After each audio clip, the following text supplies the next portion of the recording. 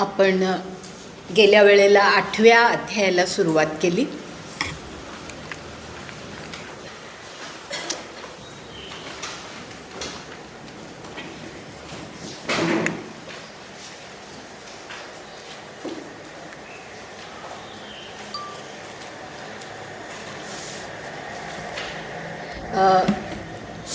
आठव्या अध्यायामध्ये आपण अगदी पहिले 2 श्लोकच फक्त मला वाटतं पाहिले होते आणि थोड्या ओव्या त्याच्या खालच्या पाहिल्या होत्या. पाहिल्या 11पर्यंत आले.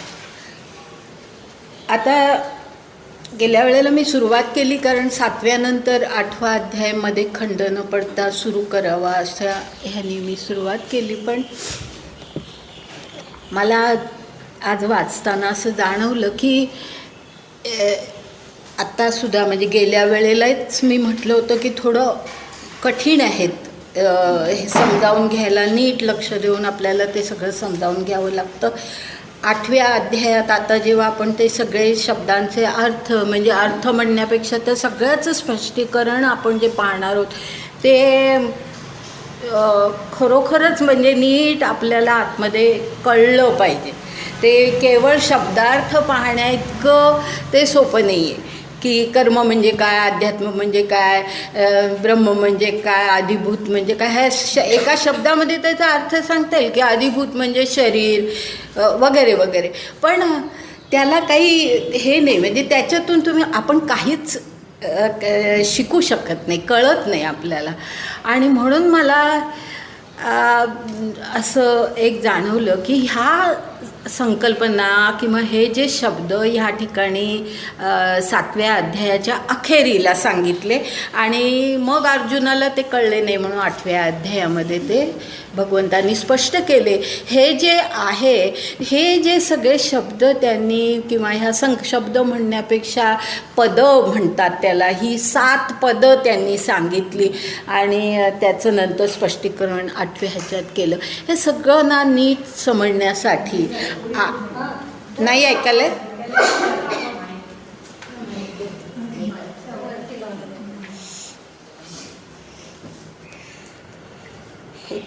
थोडंसं ना ते शर्टला वगैरे बरोबर बसतं.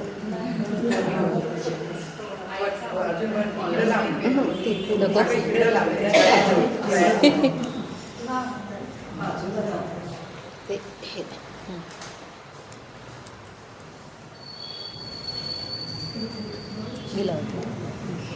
आता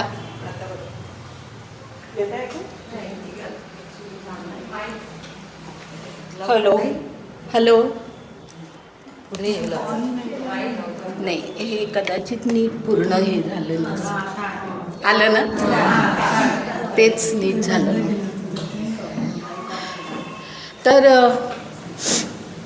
हे सगळं नीट आपल्याला समजावं ह्यासाठी आपल्या सगळ्यांसाठी आणि विशेषतः जे अगदी नव्याने आलेले आहेत. कारण गेल्या काही दिवसामध्ये मला असं नवीन काही चेहरे दिसायला लागले तर त्यांनासुद्धा ते नीट कळावं ह्याच्यासाठी म्हणजे मुख्यतः मी त्यांच्यासाठी जास्त मला हा विचार आला की ह्या गीतेमधल्या काही महत्त्वाचे जे विचार आहेत ते आधी आपल्याला कळलेले असले पाहिजेत आणि मग आपण ह्या ठिकाणी पुढे जाऊ शकतो. हे सगळे शब्द समजायला आपल्याला त्यानंतर जास्ती सोपं जाणार आहे. आणि म्हणजे जे पहिल्यापासून इथे आहेत त्यांच्या दृष्टीने ही उजळणी होईल असं मी म्हणते. आणि ती उजळणीसुद्धा आवश्यक आहे अशासाठी की आता आपण ह्याच्या पुढच्या भागामध्ये जे काही पाहतो ते आपल्याला नीट कळावं ह्यासाठी हे जे आता मी सांगते ना हे विचार जरी आधी एकदा मी आपल्या वर्गामध्ये झालेले असले किंवा अनेक वेळा काही ना काही उल्लेख झालेले असले तरी ते आत्ता आपल्या मनामध्ये ठेवायचे आहेत, आपल्या विचारांमध्ये ठेवायचे आहेत आणि मग आता हे सगळं समजावून घ्यायचं आहे. तर म्हणून थोडंसं मागे परत जाते. मागे ह्याचा अर्थ खरं म्हणजे मागे नव्हेच. ते जे विचार मी आधी सांगितले होते ते गीतेमध्ये अजून पुढे जास्ती चांगल्या प्रकारे यायचे आहेत. पण आपल्याला मधलासुद्धा भाग ते विचार कळल्याशिवाय कळूच शकत नाही. म्हणून मी ते विचार सांगितलेले होते.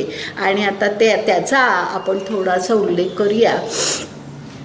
मी तुम्हाला सांगितलं की या 7व्या अध्यायापासून ते 12व्या अध्यायापर्यंत भक्तियोग आहे.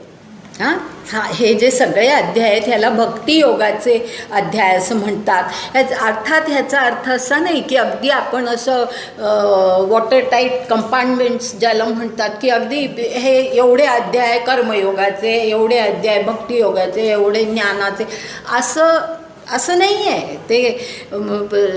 म्हणजे कारण हे तीनही इतकं एकमेकाशी संलग्न आहे की जिथे भक्ती सांगतात तिथे ज्ञान आलंच पाहिजे, जिथे कर्म सांगतात तिथे भक्ती आलीच पाहिजे, असं ते सगळं एकमेकांशी जोडलेलं आहे.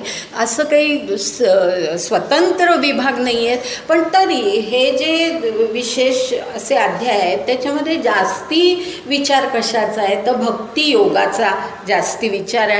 आणि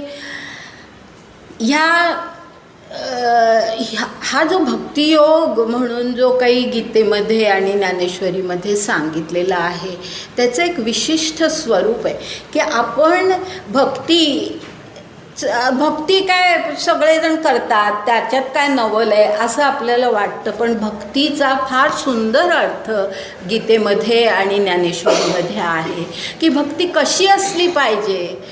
भक्ती एक तर पहिलं म्हणजे ती ज्ञानपूर्ण असली पाहिजे, हा त्यातला फार महत्त्वाचा भाग आहे.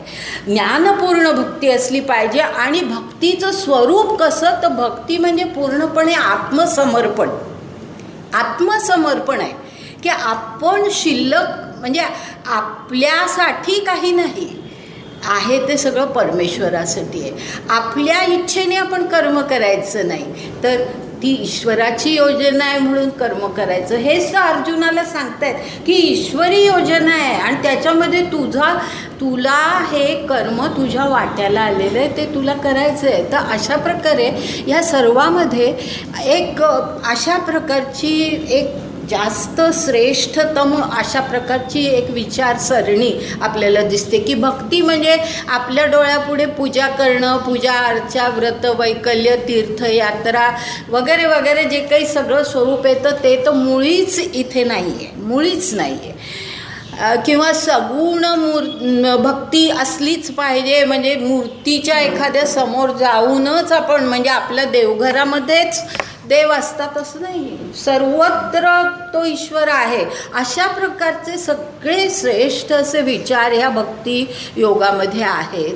आणि योग याचा अर्थ आपल्याला माहिती आहे की योग म्हणजे आपण आपलं जे काही स्वरूप आहे ते परमात्म्याशी युक्त करणं, तो योग म्हणजे आपण योगासनं करतो तो योग नव्हे, तो सहाय्यक असतो. म्हणजे आपलं शरीर सुदृढ राहिलं पाहिजे की ज्याच्यामुळे आपण जे शरीर आपल्याला ह्या जगामध्ये आपल्याला जे अस्तित्व दिलं आहे त्या अस्तित्व काहीतरी कारणासाठी आहे आणि ते कारण आपल्या हातून किंवा ते साध्य आपल्या हातून पूर्ण व्हावं म्हणून आपल्याला शरीर सुदृढ ठेवायला पाहिजे. त्यासाठी योगासनं काय, प्राणायाम काय, हे सगळे निश्चितच अत्यंत उपयुक्त आहेत पण ते सहाय्यक आहेत. तर योग ह्याचा अर्थ योगासनं नव्हे, योग ह्याचा अर्थ ईश्वराशी त्या शक्तीशी युक्त होणं ही कल्पना आहे योग या शब्दामध्ये. आणि आता हे जे ह्या ज्या भक्तीच्या कल्पना आहेत ही भक्ती ज्याच्यामध्ये मी आत्ता म्हटलं की आत्मसमर्पण आहे. आता आत्मसमर्पण हे आपण कधी करू शकू? आत्मसमर्पण ह्याचा अर्थ आपल्यासाठी काही न करता आपण त्या व्यक्तीसाठी, जशी एखादी आई आपल्या मुलासाठी आपलं सगळे दुःखसुद्धा विसरते, आपण उपाशी आहोत हे सुद्धा ती विसरते, पण त्याला घास मिळाला पाहिजे ह्याचा जो विचार आईच्या मनामध्ये असतो हे आत्मसमर्पण असतं की जिथे स्वतःचा विचार नाही तर ज्या व्यक्तीवर आपण प्रेम करतो त्या प्रेमापोटी आपण सगळं करतो. तर त्या ईश्वराबद्दलचं प्रेम आणि त्या प्रेमामुळे त्याच्यासाठी झालेलं सगळं आपण केलेलं सगळं समर्पण असं हे आत्मसमर्पणाची कल्पना आहे. आता हे जे आत्मसमर्पण आहे ते आत्मसमर्पण योग्य प्रकारे आपल्याकडून होण्यासाठी आपल्याला ज्याला आपण आत्मसमर्पण करायचं आहे त्या ईश्वराचं, तुम्ही त्याला ईश्वर म्हणा, त्याला काही म्हणा, ब्रह्म म्हणा, ईश्वर म्हणा, अल्ला म्हणा, गॉड म्हणा, काही म्हणा, पण ती जी काही एक ॲब्सोल्यूट पॉवर आहे, ती जी काही एक शक्ती आहे, त्या शक्तीला आपल्याला समर्पित व्हायचं आहे. तर ती शक्ती काय आहे, त्या शक्तीचं स्वरूप काय आहे हे आपल्याला कळलं पाहिजे. आणि म्हणून हे आता 7व्या अध्यायापासून आपल्याला पुढे 12व्या अध्यायापर्यंत आपल्याला असं दिसतं की ज्याला भक्तियोग असं म्हणतात, त्या भक्तियोगामध्ये गीतेत काय मुख्यतः कशापासून सुरुवात केली आहे, तर आधी ईश्वराचं स्वरूप स्पष्ट करण्याचा प्रयत्न केला आहे की ईश्वर हा या विश्वामध्ये कसा आहे, हे तो प्रकट कसा झालेला आहे. आपल्याला तर काही दिसत नाही, पण मग तो प्रकट झाला आहे, ते ज्याला आपण मॅनिफेस्टेशन म्हणतो इंग्लिशमध्ये, तो मॅनिफेस्ट झाला आहे, तो प्रकट झाला आहे, तो व्यक्त झाला आहे. तो कसा झालेला आहे, कशा स्वरूपात झाला आहे, हे सगळं आपल्याला नीट कळलं पाहिजे. तर आपण ती भक्ती करू शकतो, तरच आपल्याला त्या शक्तीविषयी काहीतरी प्रेम निर्माण होऊ शकतं. आपल्याला जर त्याचं स्वरूपच माहिती नसेल तर अशा अज्ञात गोष्टीबद्दल आपल्याला कधी प्रेम वाटत नाही. जसं एखाद्या परक्या माणसाबद्दल आपल्याला एकदम प्रेम वाटत नाही, आपल्या मुलाबद्दल आपल्याला जे वाटतं ते परक्या मुलाबद्दल एकदम वाटत नाही, आपण ते मुद्दाम निर्माण करण्याचा प्रयत्न करतो, बरोबर आहे. पण ह्या ठिकाणी हे जे अध्याय सगळे आहेत ते अशासाठी आहेत की ईश्वराचं स्वरूप आपल्याला कळावं, तो ईश्वर व्यक्त कसा झाला आहे, ह्या जगामध्ये तो ईश्वर व्यक्त कसा झाला आहे, तो मॅनिफेस्ट कसा झाला आहे, हे आपल्याला आधी समजलं पाहिजे. त्याचा प्रयत्न ह्या अध्यायांमध्ये आहे. आणि हे तरी कशासाठी, म्हणजे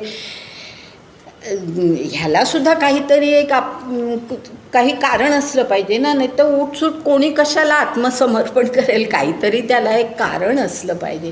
आणि ते कारण असं आहे जे गीतेमध्ये आहे की गीता संपूर्ण काय आहे, तर गीता आपल्याला काय सांगते, तर ज्याला आपण आपला उद्धार म्हणतो, उद्धार, आरोहण असे शब्द आपण वापरतो, की आपलं जे आताचं स्वरूप आहे त्या स्वरूपापेक्षा आपण कुठेतरी उच्चतम अशा पातळीवरती आपल्याला जायचं आहे. असा आपला उद्धार, आपल्या आत्म्याचा विकास, आणि ह्या सर्वामध्ये पुनर्जन्माची कल्पना निश्चित आहे की युगानयुग तो आत्मा असा निराळ्या शरीरांमध्ये तो फिरत असतो. आणि असं करत करत करत मानवी देह ज्या वेळेला त्याला प्राप्त होतो त्यावेळेला मानवी देह असा आहे की ज्या वेळेला हा सगळा उद्धार स्वतः आपण करून घेऊ शकतो. आणि म्हणून गीतेमध्ये म्हटलंय पहा, उद्धरेत आत्मन आत्मानम नात्मानम वसादयेत, असं म्हटलेलं आहे की आपला उद्धरेत आत्मन आत्मानम म्हणजे आपल्या आत्म्याचा उद्धार आपणच करायचा असतो. तो दुसरं कोणी येत नाही, ईश्वर येत नाही आपल्या आत्म्याला वरच्या पातळीवर न्यायला. आपण खूप उच्च पातळीवर गेल्यानंतर ईश्वराचं सहाय्य असतं, पण तोपर्यंत आपला उद्धार आपणच करायचा असतो. नात्मानम वसादयेत ह्याचा अर्थ की आपला आत्म्याचा अधपात, म्हणजे तो आज ह्या पातळीवर आहे, ह्याच्यापेक्षा आणखी खालच्या पातळीवर त्याला जायला द्यायचं नाही. ते सगळं आपल्या हातात असतं. म्हणजे आपला उद्धार हा आपणच साधायचा असतो. ही फार महत्त्वाची गीतेतली संकल्पना आहे. आणि ही जी संकल्पना आहे ही आता म्हणजे ह्याचा अर्थ असा की आपल्या आत्म्याचा विकास होऊ शकतो. आधी त्याच्यामध्ये ही शक्यता आहे. जिथे म्हटलेलं आहे उद्धरेत आत्मन आत्मानम, त्याचा अर्थ की तुम्ही तुमचा उद्धार करू शकता, म्हणजे आत्म्याचा उद्धार होण्याची शक्यता आहे, बरोबर आहे. आत्मा काही आहे त्या स्थितीमध्ये राहणार नाही, आपलं जीवनसुद्धा आहे त्या स्थितीमध्ये राहणार नाही. आपण आपल्यामध्ये प्रगती करू शकतो, आपण आपला उद्धार आपण साधू शकतो. आणि हा जो उद्धार साधणं किंवा ही आत्म्याचा विकास करणं, ही जी शक्यता आहे ती शक्यता लक्षात घेताना आपल्याला गीतेतल्याच असं नव्हे, आपल्या एकूण तत्त्वज्ञानातल्या दोन कल्पना आपल्याला माहिती असल्या पाहिजेत, आपल्याला त्या नीट कळल्या पाहिजेत. त्यांचा उल्लेख मी आधी केलेला आहे, पण जे नवीन आहे त्यांच्यासाठी म्हणून सांगते की, आणि तुम्हाला उजळणी म्हणून सांगते की ह्या दोन संकल्पना पूर्णतः आपल्या मनामध्ये, आता हा 8वा अध्याय शिकताना तर त्या कल्पना आपल्या मनामध्ये असायलाच पाहिजेत. त्याच वेळेला आपल्याला ह्या सगळ्या पदांचे अर्थ कळणार आहेत की जी 7 पदं आपण पाहिली, त्याचा आता उल्लेख आपण नंतर करू. पण त्या ज्या कल्पना आहेत, 2 कल्पना, त्यातली एक कल्पना म्हणजे आपल्या व्यक्तिगत आत्म्याचं अस्तित्व, आपला आत्मा असं एवढं म्हटलं तरी चालेल. आत्मा ही एक कल्पना, आत्मा ही एक कल्पना, आणि प्रकृती ही एक कल्पना. आता प्रकृती म्हणजे नैसर्गिक गुण, नैसर्गिक शक्ती म्हणजे प्रकृती. आपण एरवी म्हणतो कशी आहे प्रकृती, पण ते आपण साधारण हेल्थच्या दृष्टीने म्हणतो. पण एकूण प्रकृती ह्याचा अर्थ की नैसर्गिक आपल्यामध्ये असणारे जे काही गुण असतात, गुण याचा अर्थ म्हणजे गुणच नव्हे, दोषही, पण जे काही असतं ते, जे ट्रेट्स ज्याला आपण म्हणतो, ते जे काही असतात ते नैसर्गिकरित्या आलेले, की जे आपल्याला, ज्याच्यामुळे आपण काही वर्तन करत असतो, तर अशा काही गोष्टी प्रकृतीमध्ये असतात. आता हे जे 2 शब्द आहेत, आत्मा आणि प्रकृती, याला गीतेमध्ये पुरुष आणि प्रकृती असे शब्द वापरलेत. हे तुम्हाला माहिती असलंच पाहिजे, कारण हे शब्द आता ह्याच्या पुढे येणार जे नवीन आहेत त्यांना असं वाटेल की हे काय आहे, पुरुष काय म्हणजे काय, याचा अर्थ काय. तर हे शब्द आपल्याला माहिती असले पाहिजेत. म्हणून मी सांगते की आत्मा आणि प्रकृती, आत्मा आणि निसर्ग, ह्यालाच 2 शब्द जे आहेत ते म्हणजे पुरुष म्हणजे आत्मा, आणि प्रकृती ह्याचा अर्थ, जरी मी आता नैसर्गिक वगैरे असा उल्लेख केला असला तरीसुद्धा खरं म्हणजे प्रकृती ह्याचा अर्थ असा की ज्याला म्हणतो आपण क्रियाशक्ती. प्रकृती म्हणजे क्रियाशक्ती किंवा निर्माण शक्ती. दोन्ही शब्द फार महत्त्वाचे आहेत आणि लक्षात ठेवा, क्रियाशक्ती आणि निर्माण शक्ती, की गुण नुसते असून चालणार नाहीत. लक्षात घ्या की आता परमेश्वर आहे, त्याच्यामध्ये खूप गुण आहेत, पण ते गुण जर प्रकट झाले नाहीत, ते जर क्रियाशील झाले नाही, तर त्या गुणांचा उपयोग काय. किंवा आपल्या आत्म्यामध्ये खूप गुण आहेत, परंतु ते जर प्रत्यक्षतः क्रियाशील झाले नाही, तर त्याचा उपयोग काय. तर ते क्रियाशील करणं, ती जी सगळी क्रियाशीलता आहे, ती जी सगळी निर्माण शक्ती आहे, त्याला प्रकृती असं म्हणतात. आणि मी मुद्दाम ह्या ठिकाणी आत्तापर्यंत मी निर्माण हा शब्द वापरला नव्हता पूर्वीच्या विवेचनात, आत्ता मी तो वापरते. ह्याचं कारण तुमच्या नंतर लक्षात येईल की ज्या वेळेला संबंध विश्वरचना, विश्वाची योजना कशी आहे हे आपल्याला जेव्हा आपण पाहणार आहोत, त्यावेळेला तुमच्या लक्षात येईल की मी निर्माण शक्ती असं का म्हणते, त्याला, त्या प्रकृतीला निर्माण शक्ती म्हणते. तर असे हे 2 फार महत्त्वाच्या संकल्पना आहेत. परत जरा नीट आहे नाही, तो स्पीकर थोडा असा होतो, बाकी काही नाही. साडीला लावलेला हॅलो, आता बघा नाही येत आता येते. नाही, स्पीकर तो हलत नाही आहे. माझी साडी हलत असेल. माईक हलतोय का? हे हलतंय हां ते जरा हे खरं ना शर्टला लावण्याच्या इथे जातं ना ते तोंडाकडे येतं. थोडं वर लवकर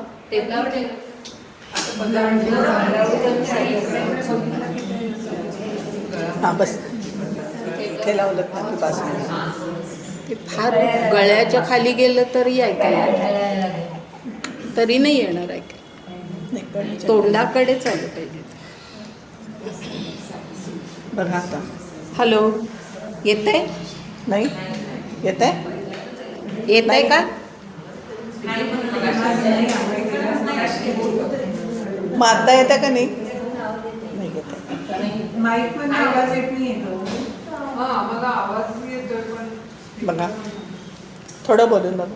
हॅलो नाही येत नाही सारखं असं कसं हां कदाचित लवकर. माईकचा आवाज येत नाही. माझा हात फसतो तरी मला त्या दोन्ही सकट लावायचं मी. हां बघा आता येतोय. येत मी आहे. जरा जोरात बोलते. येतंय ना? त्यांना पुढे बसू देता बोलतो. तुम्ही पुढे येता का? येतंय ना?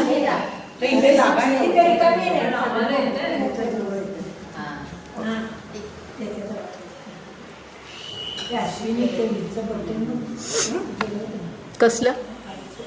नाही नाही चालू आहे चालू आहे.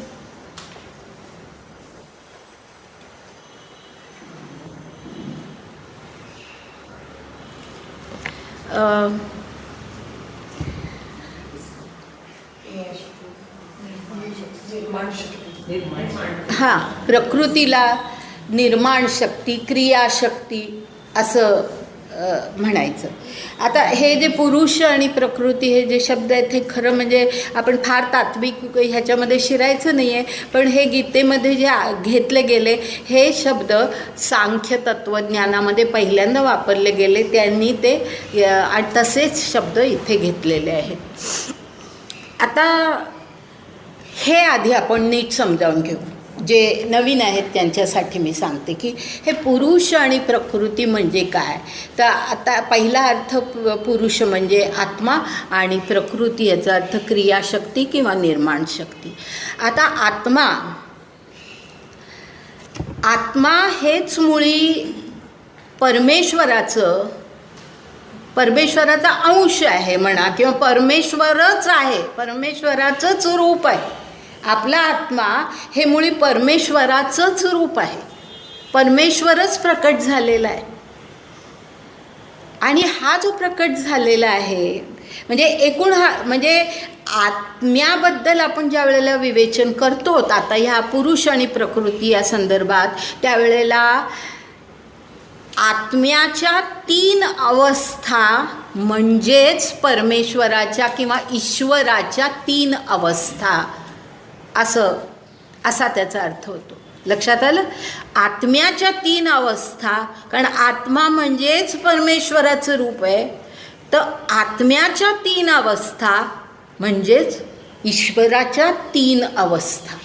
आणि त्याआधी आपण त्यांना काय म्हटलेलं आहे, काय शब्द वापरलेले आहेत ते आधी आपण लक्षात घेऊया. मग प्रकृती म्हणजे काय ते पाहू. आता ह्या ज्या 3 अवस्था म्हणजे 3 लेवल्स 3 पातळ्या त्याच्यामध्ये सर्वात कनिष्ठ क्षर त्याला म्हणतात क्षरपुरुष. पुरुष हा शब्द आता मी तोच शब्द वापरते क्षरपुरुष. त्याच्यापेक्षा उच्च तो अक्षरपुरुष. अक्षरपुरुष आणि त्याहून सर्वात श्रेष्ठ सर्वश्रेष्ठ म्हणजे उत्तम पुरुष किंवा पुरुषोत्तम. पुरुष क्षर अक्षर उत्तम असं 3 आहे. त्याच्यातला उत्तम पुरुष म्हणजे पुरुषोत्तम असं गीतेमध्ये हा शब्द सतत वापरलेला आहे पुरुषोत्तम हा.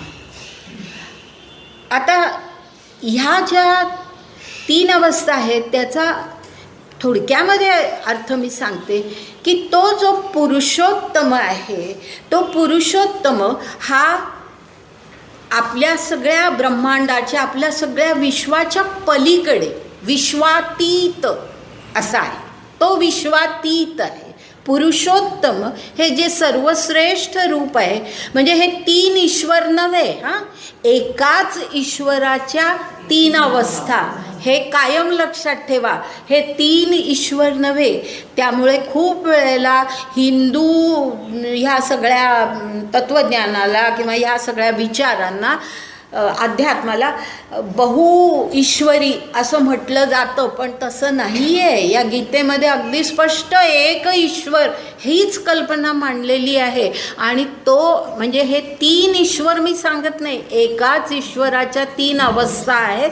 तर ती जी सर्वश्रेष्ठ अवस्था आहे ती विश्वातीत ईश्वराची म्हणजे विश्वाच्या पलीकडे आहे. तो सर्वश्रेष्ठ असं ते स्थान आहे. आता त्याचं रूप कसं आहे किंवा त्याचं एकूण स्वरूप काय आहे ते आपण पुढे पाहणार आहोत 8व्या अध्यायात. पण आत्ता एवढं आपल्याला माहिती असलं तरी पुरे आहे की तो जो आहे तो सर्वश्रेष्ठ आहे. आणि तो सर्वश्रेष्ठ ईश्वर या विश्वामध्ये 2 रूपामध्ये प्रकट झालेला आहे, व्यक्त झालेला आहे. 2 रूपांमध्ये 2 अवस्थांमध्ये तो व्यक्त झालेला आहे. आणि त्या 2 अवस्था म्हणजे अक्षर पुरुष आणि क्षर पुरुष. म्हणजे त्याच ईश्वराच्या विश्वात प्रकट झालेल्या 2 अवस्था म्हणजे अक्षर आणि क्षर पुरुष.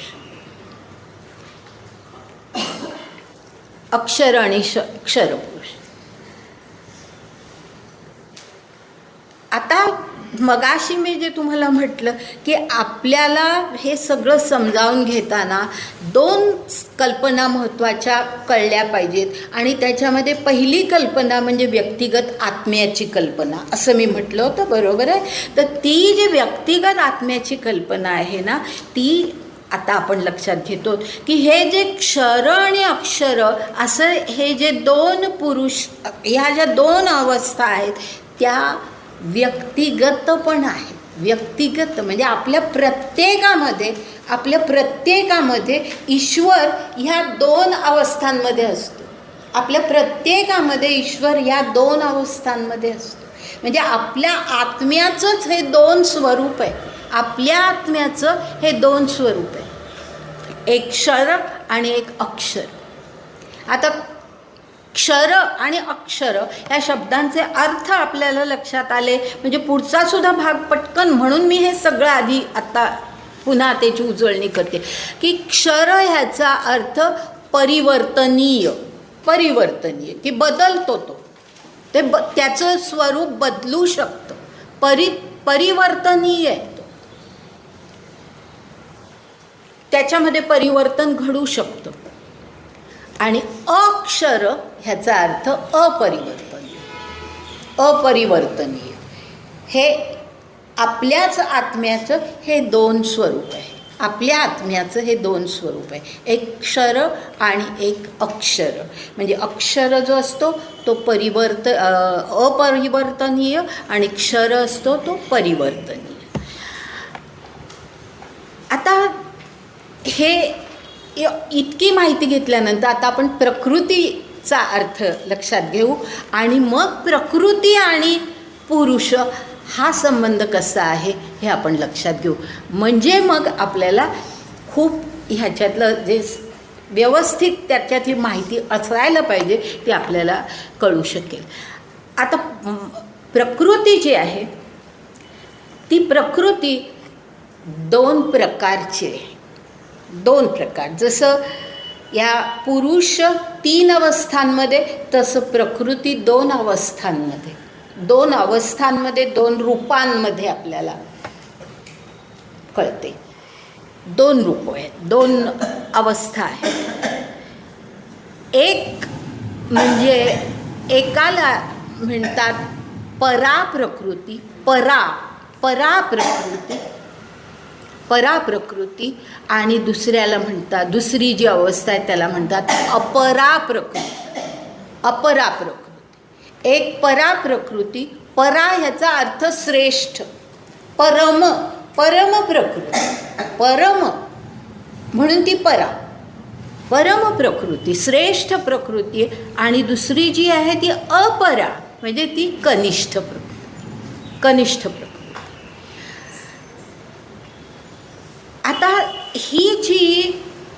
आता हे जे आपण म्हणजे ईश्वराचं स्वरूप पाहिलं, आता त्याच्याशी आपण हे जर जोडायला गेलं तर असं दिसतं की ही जी पराप्रकृती, ज्याला आपण श्रेष्ठ प्रकृती म्हणतो, ही पराप्रकृती ही ईश्वराची प्रकृती, ईश्वरी प्रकृती, ती ईश्वरी प्रकृती. म्हणजे जसं आता प्रकृती म्हणजे जसं आपण सामान्य माणसं आपल्या प्रकृतीनुसार, आपल्या गुणांनुसार आपण वागतो, बरोबर आहे. हे तर आपल्याला सर्वांना माहिती असलेली गोष्ट आहे. आपल्या गुणांनुसार आपण वर्तन करत असतो. आपल्यामध्ये काय ज्या प्रकारचे गुण आहेत, दोष आहेत, त्यानुसार आपण वर्तन करत असतो. ईश्वराचे जे गुण आहेत त्या गुणांनुसार जी प्रकृती कार्यशील होते ती पराप्रकृती, म्हणून ती ईश्वरी प्रकृती. ईश्वराचे गुण कार्यशील करते, ती ईश्वराचे गुण कार्यशील करते. म्हणजे जे सगळं श्रेष्ठ आहे, सर्वश्रेष्ठ असे सगळे जे काही गुण आहेत ते सगळे ह्या पराप्रकृतीचे गुण, म्हणजे ईश्वराचे गुण ते पराप्रकृतीचे गुण. आणि जी अपराप्रकृती आहे, अपराप्रकृती ती त्या प्रकृतीचं स्वरूप असं आहे की त्याला त्रिगुणात्मक प्रकृती असं म्हणतात. त्रिगुणात्मक प्रकृती, त्रिगुणात्मक. अपरा प्रकृती ही त्रिगुणात्मक. आता हे जे त्रिगुण, 3 गुण जे आहेत ते म्हणजे सत्व, रज, तम. सत्व, रज, तम हे आपल्याला ऐकून माहिती आहे. सत्व, एखादा माणूस खूप सात्विक स्वरूपाचा असतो, एखादा माणूस राजसिक असतो. आता त्या सगळ्या गुणांचा अर्थ काय वगैरे त्याच्यावर संबंध एक अध्याय आहे, तो आपण नंतर पाहू, त्यावेळेला त्याचं सगळं हे करूया स्पष्टीकरण. आता एवढंच आपल्याला माहिती असलं तरी पुरेसं आहे की ह्या अपरा प्रकृती ही त्रिगुणात्मक प्रकृती, आणि त्या त्रिगुणात्मक ह्याचा अर्थच असा की ती प्रकृती ह्या 3 गुणांनी बनलेली आहे, सत्व, रज, तम.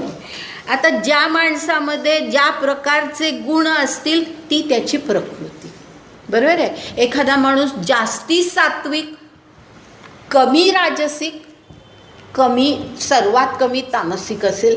एखादा माणूस अत्यंत तामसिक, थोडाफार राजसिक आणि अगदीच कमी सात्विक. काही त्याचं कॉम्बिनेशन कसंही होऊ शकतं. आणि शिवाय लक्षात घ्या की जे मी क्षर पुरुष म्हणून जो सांगितला, ज्याला परिवर्तनीय आत्मा असं मी जे म्हटलं, तो क्षर आत्मा जो आहे तो ह्या अपरा प्रकृतीमध्ये गुंतलेला असतो, किंवा त्याचं वर्तन हे अपरा प्रकृतीतलं वर्तन असतं. क्षर आत्मा गुंतलेला असंच म्हणतात. म्हणजे त्या क्षर आपल्यामध्ये असलेला क्षर आत्मा हा अपरा प्रकृतीनुसार सगळं वर्तन म्हणजे त्या माणसाचं वर्तन हे त्यानुसार घडत असतं. आता जर समजा एखाद्या माणसामध्ये खूप सात्विक गुण असतील तर त्याचा क्षर आत्मा असून सुद्धा तो जास्ती सात्विक स्वरूपाचा असेल. ज्याच्यात तामसिक जास्त असतील तो तसा असेल. तर अशा प्रकारे म्हणजे हे 3 गुण आणि तो क्षर आत्मा ह्यांचा असा संबंध आहे. लक्षात आलं. म्हणजे आता आपण काय पाहतो की पुरुष आणि प्रकृती ह्यांचा संबंध कसा हे आपण पाहतो. पहिल्यांदा आपण ह्याच संदर्भामध्ये आपण पहिल्यांदा पाहिलं की परमेश्वराची प्रकृती ती पराप्रकृती, म्हणजे अत्यंत सर्वश्रेष्ठ. ती प्रकृती ही त्रिगुणात्मक प्रकृती नव्हे, लक्षात घ्या. त्याच्यात सत्व रजतम काही नाही, त्याच्या पलीकडे गुणातीत. गुणातीत हे सगळे शब्द आपल्याला हळूहळू येणार आहेत, पण ते गुणातीत होणं ह्याचा अर्थच तो की ह्या तीनही गुणांच्या पलीकडे जाणं, आणि ते त्या परमेश्वरामध्ये असतं. आणि त्याला निर्गुण असं आपण म्हणतो, निर्गुण आहे परमेश्वर. पण निर्गुण ह्याचा अर्थ गुणरहित असा नाही. हे मी खूप वेळेला सांगितलं की निर्गुण ह्याचा अर्थ कुठलाही गुण त्याला जी गरज असेल त्यानुसार तो दाखवू शकतो. त्याला राजसिक वृत्ती दाखवायची असेल तो राजसिक होतो, त्याला सात्विक वृत्ती दाखवायची असेल तो सात्विक होऊ शकतो. अशा प्रकारे तो हे सर्व स्थितींमध्ये गरजेनुसार तो बदलू शकतो. अशा प्रकारचं स्वरूप त्या पुरुषोत्तमाचं आहे, पुरुषोत्तमाचं. तर असं हे म्हणजे आत्ता जे आपण पाहिलं की अपरा प्रकृती आणि क्षरपुरुष हे एकमेकांशी जोडलेले असतात, बरोबर आहे. हे लक्षात आलं की जो क्षर आत्मा असतो तो क्षर आत्मा जो परिवर्तनीय आहे तो आत्मा अपरा प्रकृतीमध्ये असतो, अपरा प्रकृतीमध्ये. आणि तो परिवर्तनीय असतो हे एक फार चांगलं लक्षण आहे. कारण त्याच्यामध्ये जर परिवर्तन होतच नसेल तर जो माणूस कायम तामसिक आहे तो कायम तामसिकच राहिला असता. पण हा क्षर आत्मा हा परिवर्तनीय आहे, आणि त्यामुळे काय होऊ शकतं की क्षर आत्मा हा आपलं स्वरूप बदलू शकतो. म्हणजे त्याच्यामधला तामसिक गुण कमी करून तो राजसिक होईल, राजसिक गुणही कमी करून तो सात्विक होईल. अशा प्रकारे परिवर्तन म्हणजे ज्याला प्रगती म्हणतात त्या प्रगती आरोहण तो करू शकतो. तर अशा दृष्टीने तो परिवर्तनीय आहे, हा एक मोठा लाभ आहे. तर असा हा क्षर आत्मा जो आहे जो परिवर्तनीय आहे, पण तो सर्वसाधारणपणे आपल्या सामान्य माणसांचा हा क्षर आत्मा हा अपरा प्रकृतीमध्ये असतो. आणि त्यामुळे ही अपरा प्रकृती कशी त्रिगुणात्मक आणि त्यामुळे ह्या ज्याच्यामध्ये ही अपरा प्रकृती आणि हा क्षर आत्मा कार्यरत असतो त्या माणसाची परिस्थिती अशी असते की तो ज्याला अहम्मय जीवन म्हणतात, अहम्मय जीवन, अहम्मय स्वार्थ, फक्त स्वतःचा विचार करणं, मी वेगळा बाकीचे सगळे वेगळे, म्हणजे असा अहम्मय जीवन जगणारा असा तो माणूस असतो ज्याचा आत्मा क्षर आत्मा आहे आणि अपरा प्रकृतीमध्ये इतका गुंतलेला आहे. तो माणूस हा असा अहम्मय असू शकतो. मी, माझं, मला ह्याच्या पलीकडे त्याला विश्व नसतं, फक्त एवढाच विचार तो करतो. आणि त्यामुळे मग काय होतं की हे असं जे जीवन आहे त्याच्यात मग अर्थातच अनेक वासना निर्माण होतात. फक्त माझा विचार केला की मग मला हे हवं आहे, मला हे नको आहे, बरोबर आहे. म्हणजे हे हवं हे नको ह्याला काय म्हणतात, राग द्वेष. हे शब्द नवीन जे आहे त्यांना समजावे म्हणून मी मुद्दाम सांगते की राग द्वेष. राग याचा अर्थ क्रोध नव्हे, राग याचा अर्थ हवं असणं, आसक्ती. मला हे हवं आहे म्हणजे हवं आहे. आणि द्वेष ह्याचा अर्थ हे मला नको म्हणजे नको. जसं अर्जुन म्हणतोय ना की हे युद्ध मी करणार नाही, काय वाटेल ते झालं तरी मी हे युद्ध करणार नाही, हे द्वेषाची भावना. आणि तिथे हा म्हणतोय दुर्योधन, मला हे सगळं हवं आहे, हे सगळं मला राज्य हवं आहे, सगळी आसक्ती त्याच्यामध्ये भरलेली आहे. म्हणजे तो कसा आहे तर अशा प्रकारचा की त्याला सगळं राग म्हणजे त्याला सगळं हवं असणं, आसक्तीने भरलेलं त्याचं जीवन. तर असं हे राग आणि द्वेष आणि असं त्यामुळे मग वासनामय जीवन वासना, की आपल्याला निरनिराळ्या गोष्टी हव्या असतात, कुठल्याही गोष्टीमध्ये समाधान वाटत नाही, हे एवढं मिळालं तरीसुद्धा, हे मागितलं ते मिळालं तरीसुद्धा त्याच्यात समाधान नाही, मग आणखी काहीतरी हवं आहे, असं सतत त्याला म्हणतात असमाधान किंवा अपूर्णता. अपूर्णता, असमाधान हा शब्द गेल्या वेळेला मला वाटतं येऊन गेला. असंतुष्टता, असंतुष्टता, असमाधान, अपूर्णता, म्हणजे कधी आपण पूर्ण आहोत, चला आता काय, काही नको, आता फक्त आपल्याला ईश्वराचं ध्यान करायचं आहे, ही वृत्तीच नाही. ही जी परिस्थिती आहे ती परिस्थिती म्हणजे कशी वासनामय वासनामय जीवन असतं ते, की हे हवं आहे, ते हवं आहे, ते हवं आहे, असं सतत असतं. तर असं रागद्वेषाने भरलेलं विकारमय असं जे जीवन असतं, आणि मग विकारमय जीवन आलं आपल्यामध्ये असलं की मग सुखदुःख आली. सुख मिळालं की सुख, नाही मिळालं की दुःख, यश अपयश, ही सगळी द्वंद्व.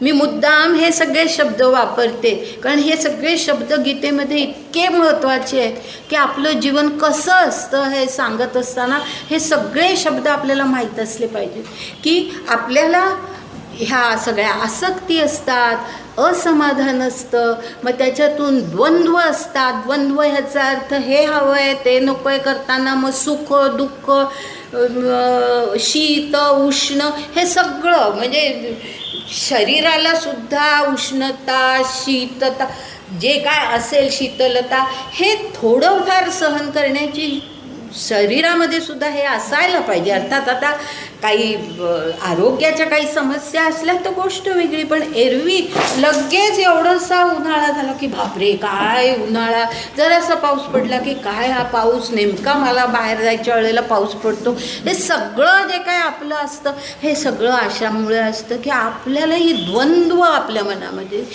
हे सुख ते दुःख, हे हवं आहे ते नको आहे, हे सारखं द्वंद्व, हे सुख दुःख ही सगळी सतत आपल्याला भेडसावत असतात. अशा प्रकारचं हे सगळं म्हणजे थोडक्यामध्ये ज्याला यातनामय जीवन, दुःखाचं जीवन. कारण काय सुख काय कायमचं थोडंच टिकतं आहे, सुख मिळालं की कधीतरी ते पालटतं. आणि किती अचानक, आता सबंध रामायण पाहिलं तर रामाला काय अचानक सुखाचा प्रसंग आला आहे राज्यारोहणाचा आणि एकदम त्याला सांगतायत वनवासाला जा, म्हणजे किती अचानक दुःखाचा प्रसंग आलेला आहे त्याच्या जीवनामध्ये. तरी तो कसा आहे, स्थिर वृत्ती, त्याची वृत्ती तितकी स्थिर आहे, चेहऱ्यावरती तीच प्रसन्नता आहे. ही जी परिस्थिती आहे ही आपल्या सामान्य माणसाची नसते, कारण आपल्या मनामध्ये हे हवं आहे ते नको आहे हे विचार जे सतत भेडसावत असतात आपल्याला, त्यामुळे आपल्यामध्ये ती वृत्ती नसते. तर हे असं सगळं आपलं जीवन आहे. आता ह्या जीवनातून, या परिस्थितीतून उद्धार साधायचा. उद्धार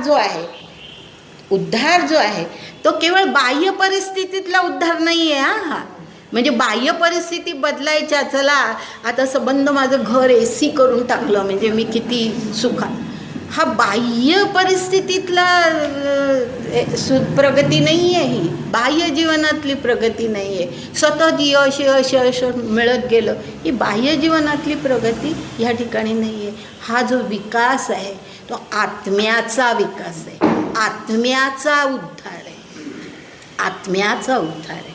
आणि तो आत्म्याचा उद्धार करत असताना क्षर आत्म्यापासून, पहा आता फार महत्त्वाची एक गोष्ट मी सांगते की आपलं स्वरूप कसं आहे की अपरा प्रकृतीमध्ये गुंतलेला क्षर आत्मा हे आपलं सामान्य माणसाचं जीवन असतं, बरोबर आहे. आता त्याच्यातून प्रगती साधायची म्हणजे मग आपल्यामध्येच असलेला जो अक्षर आत्मा आहे, अक्षर पुरुष जो आहे, अक्षर पुरुष, अक्षर आत्मा, अक्षर ब्रह्म असंही त्याला म्हणतात, अक्षर ब्रह्म असंही त्याला म्हणतात. हाही शब्द लक्षात ठेवा, अक्षर ब्रह्म. ह्या 8व्या अध्यायाचं नाव अक्षर ब्रह्म योग असं आहे, ब्रह्माक्षर निर्देश योग असा आहे, पण त्याचा अर्थ आणखीन पुढे वेगळा आहे, तो आपल्याला नंतर लक्षात येईल. पण ह्या ठिकाणी एक हे की प्रगती हा उद्धार पहिल्यांदा काय तर क्षर आत्म्यापासून अक्षर आत्म्याप्रत आपला उद्धार जर झाला म्हणजेच आपण अपरा प्रकृतीतून बाहेर पडलो. ह्या अपरा प्रकृतीला गीतेमध्ये माया म्हटलंय. माया हा शब्द शंकराचार्यांनी फार वेगळ्या अर्थाने वापरला आहे. शंकराचार्यांनी माया हा शब्द आभास या अर्थाने वापरला आहे, तसा गीतेमध्ये वापरलेला नाही आहे. खरं म्हणजे गीतेवरतीच भाष्य लिहिताना त्यांनी माया ह्या शब्दाचा अर्थ तसा सांगितला आहे, पण तो अर्थ गीतेमध्ये नाही आहे. आणि गीतेमध्ये माया ह्याचा अर्थ जो आहे तो म्हणजे हे अपरा प्रकृती. तर आपण सामान्य माणसं अपरा प्रकृतीमध्ये जीवन जगतो. आपला आत्मा हा क्षर अवस्थेमध्ये असतो. आता त्याच्याहून प्रगती, त्याच्याहून आरोहण, वरची स्थिती म्हणजे आपल्यातच जे आत्म्याचं दुसरं रूप आहे ज्याला अक्षर आत्मा म्हणतात तिथपर्यंत जाणं. आलं लक्षात?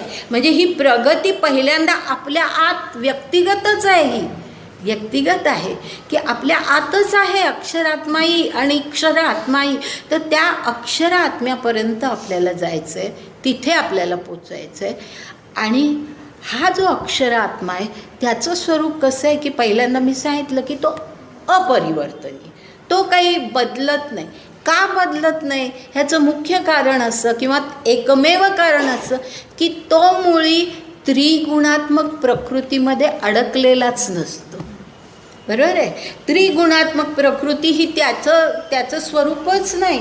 त्रिगुणात्मक प्रकृती मग कधी तुम्ही तामसिकचे राजसिक व्हाल, राजसिकचे आणि सात्विक व्हाल. हा बदल हा जो आहे तो क्षरात्म्यामध्ये होऊ शकतो. हा जो आहे हा मुळी प्रकृती किंवा प्रकृती त्याच्यावरती कुठल्याही प्रकारे सत्ता गाजवत नाही असा खरा अर्थ. प्रकृतीची सत्ता अक्षर पुरुषावरती नसते. प्रकृतीची या सत्ता, ह्या अपरा प्रकृतीची सत्ता ही क्षरपुरुषावरती चालते. क्षरपुरुष हे होतो ह्या सगळ्या परिस्थितीमध्ये. कारण जगातली परिस्थिती, आपल्या शारीरिक गरजा, आपल्या मानसिक गरजा, ह्या सगळ्या ह्याच्यामध्ये क्षरपुरुष हेलखावे खात असतो. त्याच्यामध्ये तो अपरा प्रकृतीमध्ये गुंतलेला असतो.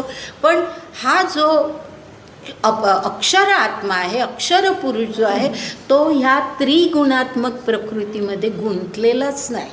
त्या किंवा ती प्रकृती, अपरा प्रकृती त्याच्यावर सत्ता गाजवत नाही.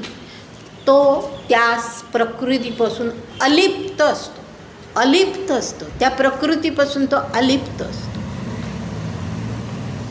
आणि त्यामुळे प्रकृतीपासून अलिप्त असल्यामुळे तो स्थिर असतो.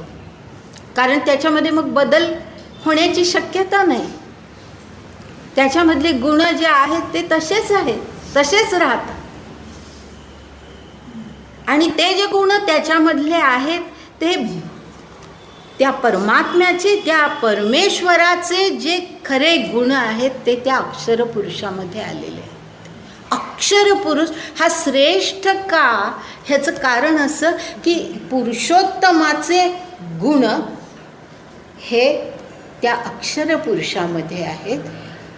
क्षरपुरुषामध्ये ते नाहीत. ह्याचं कारण तो क्षरपुरुष आपलं मूळ स्वरूप, म्हणजे मूळ स्वरूप कुठलं? परमेश्वराकडून आपण आलो आहे ते जे आपलं मूळ स्वरूप आहे त्याचं विस्मरण झालेलं असतं क्षरपुरुषाला. आलं लक्षात? क्षरपुरुष विसरून गेलेला असतो की आपलं खरं स्वरूप काय, आपली खरी प्रकृती काय हे तो विसरून गेलेला असतो. विस्मरण झालेलं असतं. का विस्मरण झालेलं असतं? तर तो ह्या सगळ्या बाह्य जगातल्या सगळ्या ज्या काही गोष्टी घडत असतात आणि त्याचं शरीर, त्याचं मन, त्याची बुद्धी त्याला जे काही प्रेरणा देत असते ह्या सगळ्यामध्ये तो गुंतलेला असतो. आणि त्यामुळे अक्षर आत्मा काय होतो की ह्या कनिष्ठ असतो, त्याच्यामध्ये म्हणजे तो आपलं मूळ स्वरूप विसरलेला असतो. आणि ते मूळ स्वरूप जे आहे, जे परमात्म्याचं स्वरूप आहे, ते अक्षर ब्रह्म किंवा अक्षर पुरुष जो आपल्यामध्ये आहे त्याच्यामध्ये असतो. आपल्याच आहे तो, म्हणजे आपला व्यक्तिगत आत्मा आहे तो आपला व्यक्तिगत आत्मा आहे. आता तो त्या पुरुषोत्तमासारखाच आहे असं त्याचा अर्थ होतो. काही थोडा फरक आहे, त्याचा उल्लेख नंतर करते, पण तो त्याच्यासारखाच, तेच गुण त्याच्यामध्ये. अत्यंत शांत, आणि तो शांतपणा किंवा शांती हा त्याचा अत्यंत महत्त्वाचा गुण आहे. अक्षर आत्म्याचा अत्यंत महत्त्वाचा गुण म्हणजे शांती. आणि ही शांती त्याला का लाभते? कारण तो प्रकृतीत गुंतलेलाच नाही. बरोबर आहे? ही सगळी बाह्य जगातल्या सगळ्या घटनांमध्ये तो कुठे गुंतलेलाच नाही. अपरा प्रकृतीमध्ये तो गुंतलेला नाही. त्या त्रिगुण हे गुणांशी त्याचा काही संबंध नाही. त्यामुळे तो अत्यंत शांत आहे. शांतपणे एखादा साक्षी कसा असतो की नाही ही बाजू घेत नाही ती बाजू घेत, साक्षीदारांनी तसं सांगायचं असतं ना. साक्षीदारांनी हे सांगायचं असतं की ह्या बाजूनी नाही त्या बाजूनी नाही, कोणाचीही बाजू न घेता अपक्षपातीपणे साक्षीदारांनी जे काय आहे त्या तो निर्णय द्यायचा असतो. तसा हा अक्षरात्मा असतो की साक्षी, प्रकृतीला काय हवं ते करू दे, तो फक्त साक्षी, तो तिचा आधार असतो. लक्षात घ्या, तो कारण तो परमात्मा आहे, तो परमात्म्याचं स्वरूप आहे, तो आधार असतो प्रकृतीचा. पण तो कुठेही तिच्या प्रकृतीच्या मध्ये ढवळाढवळ करत नाही. प्रकृतीने काही केलं तरी तो अलिप्त राहतो. आणि त्यामुळे तो शांती हा त्याचा गुण. कारण आपली शांती कधी ढळते विचार करून बघा प्रत्येकाने, की आपली शांती का जाते, की ज्या वेळेला आपण कुठेतरी असे काहीतरी गुंतून जातो आणि तेच विचार मनामध्ये सारखे येत राहतात, मग शांती जाते आपली. झोप येत नाही. झोप का येत नाही असा जर विचार केला तर ते विचारच डोक्यातून गेलेले नसतात, म्हणून झोप येत नाही. ते विचार जर आपण काढून टाकण्याचा प्रयत्न केला, आपोआप शांत झोप लागू शकते. म्हणजे जितकं आपण त्या कशात तरी गुंततो तितकी आपली शांती जाते. हा कशात गुंतलेलाच नाही अक्षर पुरुष, त्यामुळे तो अत्यंत शांत. हे त्याचं स्वरूप, हे त्याचं अत्यंत महत्त्वाचं गुणवैशिष्ट्य. आणि मी असं मुद्दाम अत्यंत महत्त्वाचं का म्हणते, की ज्या वेळेला क्षर आत्म्याकडून आपली प्रगती अक्षर आत्म्याप्रत होते, त्यावेळेला त्या अक्षर आत्म्याची शांती आपल्याला लाभते. लक्षात आलं? हा फार ही प्रगती आहे. मग आपण ते आपल्यातले सगळे त्रिगुणसुद्धा बाजूला पडतात. पुन्हा सांगते की अगदी तसंच वाक्य नाही येणार, पण क्षर आत्म्यापासून आपण ज्या वेळेला अक्षर आत्म्याप्रत प्रगत होतो त्यावेळेला, म्हणजे तिथे आपण पोचतो, त्या अवस्थेला आपण पोचतो, त्यावेळेला आपल्याला अत्यंत शांती लाभते. कारण ती अक्षर आत्म्याची शांती असते. लक्षात आलं? ती अक्षर आत्म्याची, म्हणजे ही प्रगती कशी, आत्म्याची प्रगती आपण का म्हणायचं, तर आत्मा ह्या अशा अवस्थेतून जे सगळं जीवन आपलं दुःखमय आहे, यातनामय आहे, द्वंद्वमय आहे, अशा जीवनातून बाहेर पडून तो जर तिथे पोचत असेल आणि शांत होत असेल तर ती प्रगती. आपल्याला वाटतं ना काही वेळेला की नको हे काही, आपण शांत पडावं, शांत बसावं कुठेतरी, असं जे वाटतं. म्हणजे आपल्याला हवी असते शांती.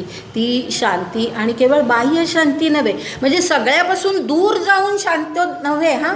हेही लक्षात घ्या. जे सगळ्या जगापासून दूर जाऊन आपण शांत, एखादा अगदीच काही लोकच नाहीत, माणसंच नाही, अशा निर्जन ठिकाणी आपण जर गेलो तर कदाचित लाभेल शांती, पण तेही सांगता येत नाही. तिथे जाऊन विचार सगळे पुन्हा आपले घराचे किंवा सगळ्या परिस्थितीचे असतातच.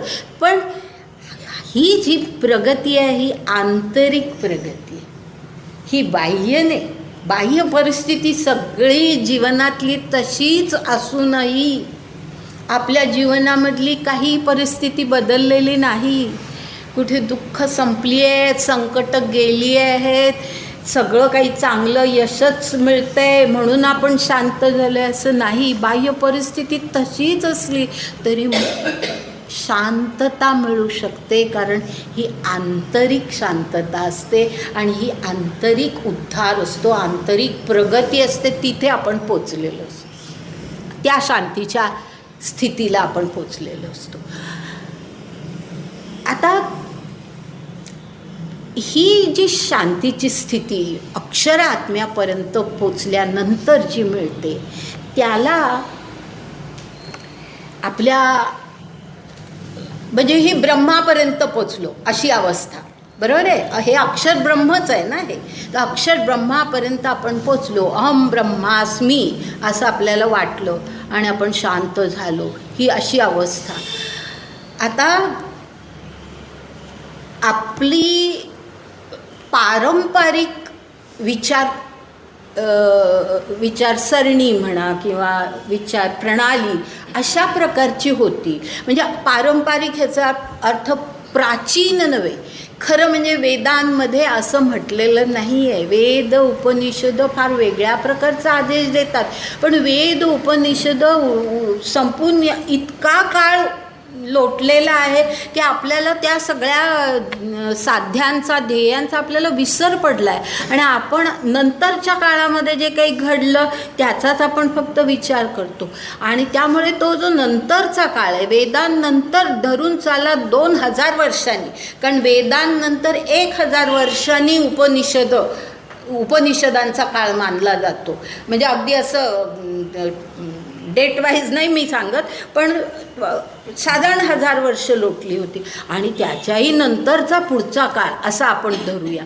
तर हा पुढचा जो काळ आहे, म्हणजे ज्याला मी असं म्हणेन की गीता ज्या वेळेला सांगितली गेली तो काळ, तो काळ, त्या काळाचा आता आपण विचार करतो. गीता ज्या वेळेला सांगितली गेली हा वेदांनंतर 2000 वर्षानंतरचा काळ आहे किमान. तर आता तो जो काळ आहे त्या काळामध्ये अशा प्रकारची विचारसरणी, अशा प्रकारची एक तत्त्वज्ञान, अनेक तत्त्ववेत्यांनी सांगितलं की हे जे आहे अक्षर ब्रह्म ज्याला आपण म्हटलेलं आहे की जो उच्च आपला आत्मा आहे, ह्या ब्रह्मापर्यंत पोचलो की ही अंतिम अवस्था, ही अंतिम अवस्था आहे. म्हणजे आपलं सगळं ध्येय साध्य झालं असं अशा प्रकारची विचारसरणी त्या काळामध्ये होती की अक्षर ब्रह्म हेच आपलं साध्य, कारण ती आपल्याला ह्या सगळ्या यातनातून, ह्या सगळ्या दुःखातून आपल्याला शांती जर हवी असेल तर आपल्याला अक्षर ब्रह्मापर्यंत पोचायला पाहिजे.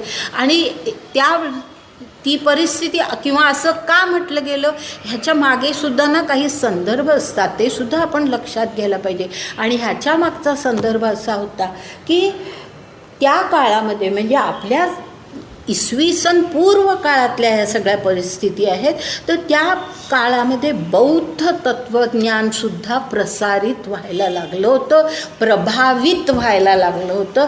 आणि त्या बौद्ध तत्त्वज्ञानामध्ये अशा प्रकारचे विचार होते की हे सगळं जग, हे सगळं जीवन दुःखमय आहे, ह्याच्यातून आपण बाहेर पडलं पाहिजे.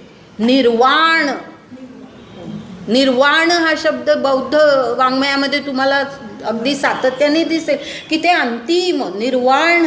आणि निर्वाण म्हणजे काय की निर्वाण ह्याचा अर्थ, ज्याला एक शब्द वापरते, बघा नीट लक्षात घ्या हा शब्द,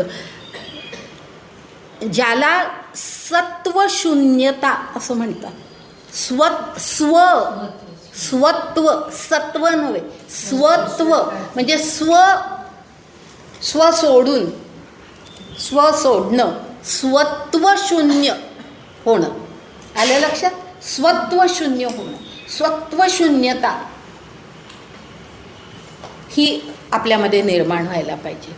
आणि सत्वशून्यता म्हणजे आपलं अस्तित्वच असून काय नसल्यासारखंच अशी परिस्थिती.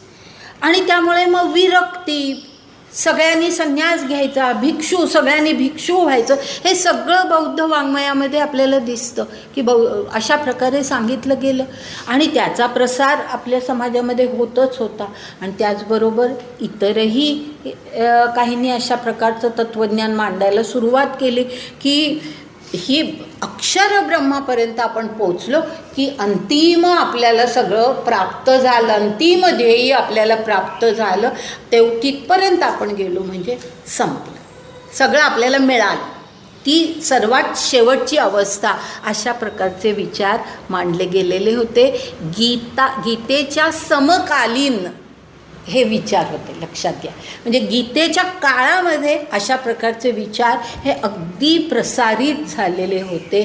आणि असं असताना गीतेनी, आता गीतेचं वैशिष्ट्य आपल्याला या ठिकाणी लक्षात येतं की गीतेनी ह्या असे विचार समाजामध्ये प्रसारित झालेले असताना गीतेनी एक नवीन प्रकारचा नवीन याचा अर्थ अगदी पूर्ण नवीन नाही बाई, वेदामध्ये त्याचा उल्लेख आहे, परंतु गीतेनी लोक विसरली होती तो सगळा वेदांमधला उल्लेख.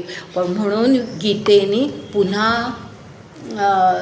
एक नवीन विचार प्रणाली, एक वैचारिक बैठक म्हणू आपण, एक वैचारिक बैठक, एक आध्यात्मिक बैठक, विचारांची आध्यात्मिक बैठक.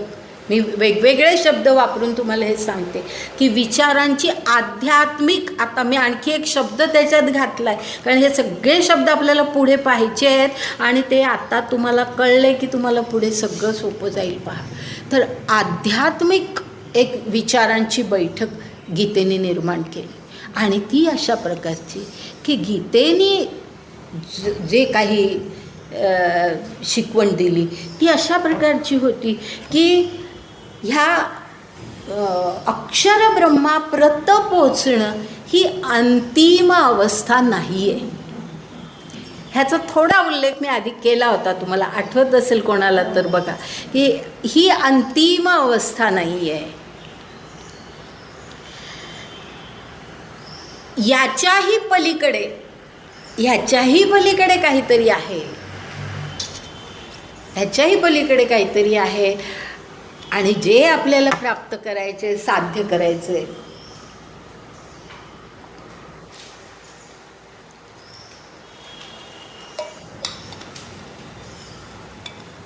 आणि हे जे आहे म्हणजे अक्षर ब्रह्मापर्यंत पोचणं हे फार महत्त्वाची पायरी आहे. अंतिम नसेल, महत्त्वाची आहे. तिथपर्यंत तरी आपण पोचलंच पाहिजे. आधी पहिला प्रयत्न त्या पायरीवर पोचण्याचा आहे. ते कठीणच आहे. क्षर आत्म्याने अक्षरापर्यंत पोचणं, अपरा प्रकृतीतून, मायेतून बाहेर पडून ह्या पराप्रकृतीच्या दिशेने आपण प्रगती करणं हे सगळं अत्यंत कठीण आहे. म्हणजे तिथपर्यंत पोचणं हे सुद्धा फार कठीण आहे. पण ते अंतिम नव्हे, ते आपलं अंतिम स्थान नाही. या पण असं की इथपर्यंत आपण पोचलो, अक्षर ब्रह्मापर्यंत आपण पोचलो की केवळ आपल्याला शांतताच लाभते असं नव्हे, तर आपल्याला ह्या अवस्थेच्या पलीकडे काहीतरी आहे ते कळायला लागतं. हां, खूप सुंदर विचार आहे बघा की हे अंतिम नाही आहे पण महत्त्वाचं आहे. का महत्त्वाचं आहे? इथपर्यंत तर आपण आधी पोचलंच पाहिजे. इथे पोचलं की मग आपल्याला ह्याच्या पलीकडे काहीतरी आहे ते दृष्टीला यायला लागतं. जसं आहे पहा की आपण एखाद्या डोंगराच्या अगदी पायथ्याशी आपण उभं राहिलो तर त्या डोंगरावरती जी काही झाडं आहेत ती आपल्याला इतके लहान लहान झुडपं असल्यासारखेच दिसतात. मोठे वृक्ष असतील पण आपल्याला ते एवढेसेच दिसतात. आपण जितकं वरवर जायला लागतो तितकं आपल्याला त्या वरच्या वृक्षांची उंची कळायला लागते. जेव्हा आपण अगदी माथ्यावर जातो त्यावेळेला कळतो की अरे काय प्रचंड मोठे वृक्ष आहेत. बरोबर आहे ना. अगदी तीच परिस्थिती इथे आहे की आपण अक्षरब्रह्मापर्यंत आधी पोचलो पाहिजे आणि तिथे आपण पोचलो की त्याच्या पलीकडे काहीतरी आहे हे आपल्याला दृष्टीला पडतं, आपल्या दृष्टीला यायला लागतं. आणि त्याच्या पलीकडे जे आहे ते काय आहे तर पुरुषोत्तम. त्याच्या पलीकडे जे आहे ते पुरुषोत्तम, अक्षरब्रह्माच्या पलीकडे. आणि म्हणून मी आधी तुम्हाला ह्या 3 अवस्था सांगितल्या ह्याच्या ईश्वराच्याच आहेत. त्या आत्म्याच्या 3 अवस्था म्हणजे ईश्वराच्या 3 अवस्था. तर अक्षरब्रह्मापर्यंत आपण पोचलो की पलीकडचं आपल्याला दिसतं. त्याच्या पलीकडे, त्याच्या पुढे, पलीकडे म्हणण्याचा अर्थ त्याच्या पुढे आणखीन आपल्याला जायचं आहे हे आपल्याला तिथे पोचल्यावर कळतं. आणि तिथे पोचल्यानंतर पुरुषोत्तम आपल्याला जाणवतो, तो दृष्टीला पडतो. आणि मग आता हा पुरुषोत्तम आणि हे अक्षर ब्रह्म ह्याच्यामध्ये फरक एक फार महत्त्वाचा आहे, लक्षात घ्या. एक फरक महत्त्वाचा जो आहे तो असा आहे की हे अक्षर ब्रह्म जे असतं ते तुम्हाला मी सांगितलं शांत असतं, स्थिर असतं. बरोबर आहे. पण त्याचबरोबर ते अक्षर ब्रह्म हे निष्क्रिय असतं, निष्क्रिय असतं. ते क्रियाशील नसतं, कारण ते कुठल्याच क्रियेमध्ये सहभागी होतच नाही. मुळे ते क्रियाशील नाही, ते निष्क्रिय आहे. आता माणसानी आता विचार करा की हे अंतिम स्थान का नाही ह्याचा विचार आपण असा करू शकतो की जर आपण ह्या अक्षरब्रह्मापर्यंत पोचलो, असं सगळ्यांनी हा प्रयत्न केला आणि अशी सगळी माणसं त्या अवस्थेपर्यंत पोचली तर काय होईल? समाजामध्ये पूर्ण निष्क्रियता निर्माण होईल. बरोबर आहे ना. समाजामध्ये पूर्ण निष्क्रियता निर्माण होईल.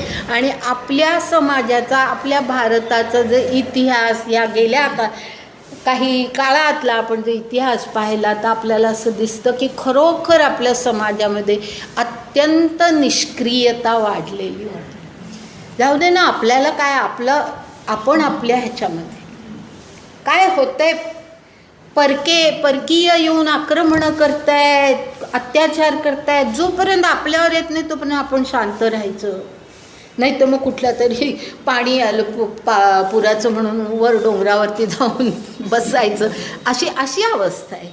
तर ही निष्क्रियता जी आपल्याला इतकी महागात पडली की आपल्या देशाचं प्रचंड मोठं नुकसान जे काही झालं ते ह्या निष्क्रियतेमुळे झालं. की कोण संन्यास मार्ग तोच चांगला, कोण आणि भिक्षू होते, कोण आणि काही म्हणजे तमोगुण असेल तर त्याच्यातच आहे. मग त्याच्यामध्ये हे सगळं असेल माझा हरी तर देईल खाटल्यावर, हे सगळे विचार प्रवाह, सगळ्या अशा गोष्टी निर्माण झाल्या. हे सगळं जे काही घडलं त्याच्यामध्ये आपण आपलं स्वतःचं, आपल्या देशाचं खूप नुकसान करून घेतलं. नाही तर एवढा संपत्ती असलेला आपला देश इतक्या वाईट अवस्थेला गेला. त्याचं मुख्य कारण हे आहे की आपल्या समाजामध्ये अतिशय निष्क्रियता निर्माण झाली. आणि गीता खरं म्हणजे पहा, गीतेचं आपल्याला महत्त्व या ठिकाणी आपल्याला समजतं की गीता किती आपल्याला वर नेते. म्हणजे गीतेची महती आपण हल्ली काय झालं की हल्ली सगळी लोक काय करायचे, गीता काय करायचे, ज्ञानेश्वरी, जग कुठे पुढे गेलंय, तुम्ही कुठे अडकलाय, अशा प्रकारचे विचार माझ्यासमोरही मांडतात. तर मी काय फारसं कोणाला उत्तर द्यायला जात नाही. पण लक्षात घ्या की काय गीतेची महती आहे की गीतेनी आपल्याला किती वेगळ्या प्रकारचा मार्ग खरं म्हणजे दाखवलेला होता. पण आपणच दुर्लक्ष केलं, आपणच ह्या सगळ्या गोष्टींना नको. कारण का त्या काळामध्ये, विशेषतः ब्रिटिश काळामध्ये तर अशी परिस्थिती झाली की सगळी आपली भारतीय संस्कृतीच मुळी चुकीची आहे. सगळं भारतीय वाङ्मय मुळी चुकीचंच आहे. हे सगळे ग्रंथ अगदी निरुपयोगी आहेत. हे सगळे कचऱ्यात टाकायचे तरच आपली प्रगती होईल, अशा प्रकारचे प्रगतीचे विचार मांडले गेले ब्रिटिश काळामध्ये. आणि तेच आपला जो त्या काळातला सुशिक्षित वर्ग होता, ज्यांनी इंग्रजी शिक्षण त्या काळामध्ये घेतलं, कित्येकाने इंग्लंडमध्ये जाऊन घेतलं, त्यांच्यावरती त्या विचारसरणीचा एवढा प्रभाव झालेला होता की हे आपले जे ग्रंथ आहेत की जे इतकी सुंदर शिकवण आपल्याला खरं म्हणजे देतात, ते आपण सोडून दिले. सगळ्या ग्रंथांबद्दल मी बोलत नाही. काही ग्रंथांमध्ये काही काळामध्ये निर्माण झालेल्या रूढी आणि हे आहेत ते आपण सोडायला पाहिजेत. पण ही गीतेची महती आपण कधीच विसरू शकत नाही. गीता आपल्याला ह्या अंतिम ध्येय काय असावं हे जे सांगते, ते अंतिम ध्येय हे ह्या अक्षर ब्रह्माच्या पलीकडचं पुरुषोत्तमाची प्राप्ती करायची, तिथपर्यंत आपल्याला जायचं आहे. आणि म्हणून मी जे सांगत होते की हा फरक आहे की पुरुषोत्तम हा क्रियाशील आहे आणि अक्षर ब्रह्म हे निष्क्रिय आहे. म्हणून गीतेची महती तिथे आपल्याला दिसते की पुरुषोत्तमाप्रत जायचं आहे आपल्याला. हे गीता जे सांगते त्याला प्रगतीचा मार्ग का म्हणायचा, तर तो असा आहे की अक्षर ब्रह्म तिथे थांबायचं नाही. ती आवश्यक पायरी आहे, ती पायरी चढलीच पाहिजे, पण त्याच्या पुढे जायचं आहे. आणि पुढे जाताना आपण तो पुरुषोत्तम आपल्याला कळतो, पुरुषोत्तमाचं ज्ञान आपल्याला होतं, त्याचं स्वरूप आपल्याला कळतं. आणि हा पुरुषोत्तम जो आहे त्याचं सर्वात महत्त्वाचं वैशिष्ट्य म्हणजे तो क्रियाशील आहे, निष्क्रिय नाही. तो क्रियाशील म्हणजे तो स्वतः करत नाही. म्हणजे आपण जे म्हणतो देव करतो वगैरे, देव ह्याचा अर्थ तो मी त्या परमेश्वराबद्दल पुरुषोत्तमाबद्दल बोलते. तो स्वतः नाही, पण त्याची जी प्रकृती आहे पराप्रकृती. लक्षात आलं? म्हणून मी हा पुरुष प्रकृती हे सगळं जे विवेचन ह्यासाठी केलं की त्याची जी पराप्रकृती आहे ती पराप्रकृतीच मुळी अशी आहे की ती निर्माण शक्ती आहे. म्हणून मी तो निर्माण शब्द वापरला. ती निर्माण शक्ती आहे, ती क्रियाशील शक्ती आहे.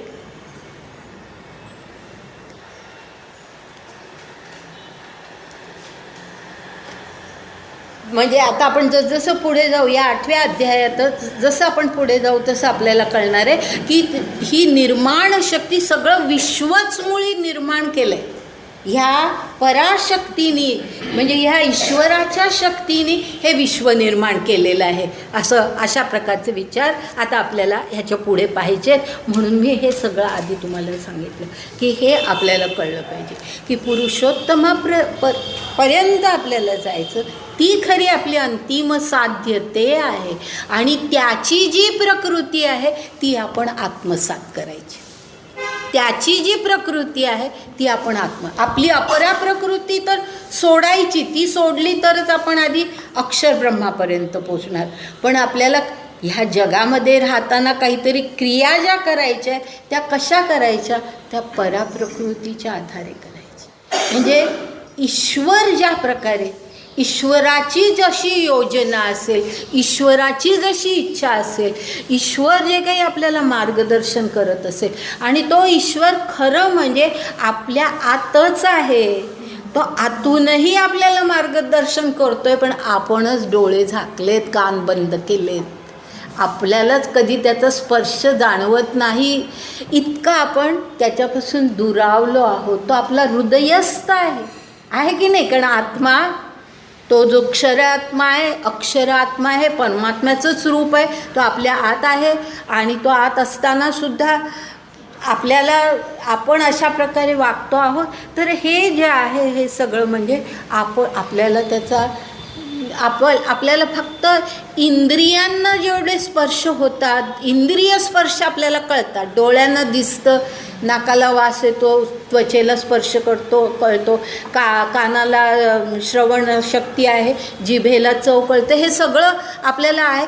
तेवढं जे आहे तेवढंच आपल्याला कळतं आणि जे त्याच्या पलीकडे आहे ते आपल्याला कळत नाही. आणि हा जो ईश्वर आहे आपल्या आतमध्ये तो आपल्याला खरं म्हणजे मार्गदर्शन करत असतो, पण आपण त्याच्याकडे लक्ष देत नाही आणि म्हणून आपण प्रगतीच्या मार्गावर जात नाही. तर हे इथपर्यंत मी मुद्दाम तुम्हाला हे सगळं सांगितलं. थोडी पहिल्यापासून असणाऱ्यांना उजळणी झाली, पण मला असं वाटतं ती योग्य होती, कारण आता ह्याच्या पुढे जे आपण पाहणार आहोत ना ते आपल्याला फार सुंदर आता पटकन लक्षात येईल. कारण नाहीतर ते असं म्हणजे गेल्या वेळेला मी ते सगळे शब्द तुमच्यासमोर सांगितले, पण मला नंतर असं वाटलं की असा सुद्धा विचार येऊ शकतो की हे काय कशाकरता सांगताय, ब्रह्म म्हणजे काय, अध्यात्म म्हणजे काय, कर्म म्हणजे काय, काय ह्याचा संबंध आहे, असं आला असेल कोणाच्या मनात विचार. मला घरी गेल्यावर आला की असा मनात विचार येण्याची शक्यता आहे की काय ह्याचा संबंध आहे. आता ते कळण्यासाठी आपल्याला हे आधी कळायला पाहिजे, म्हणून मी हे सगळं पुन्हा एकदा स्पष्ट केलं. आता हे स्पष्ट झाल्यानंतर अगदी 5 मिनटं थांबते. 5 पण नाही, 2 मिनटं थांबते.